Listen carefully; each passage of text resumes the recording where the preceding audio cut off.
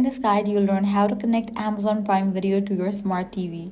Let's get started. Whether you have a Samsung, LG, Google TV, Android TV, Roku, Fire TV, Apple TV, or another compatible smart TV or streaming device, the setup process is simple. First, make sure your TV is connected to the internet. Next, open your TV's App Store and search for Amazon Prime Video app. If it's not already installed, download and install it. Once the app is installed, launch it and select Sign In. Depending on your device, you can either enter your Amazon account email and password directly using your remote or choose the option to sign in with an activation code.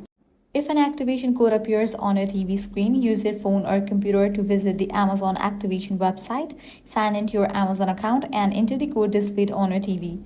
After you confirm the code, your smart TV will automatically sign in to your Amazon Prime Video account, giving you access to your movies, TV shows, watch lists, and personalized recommendations.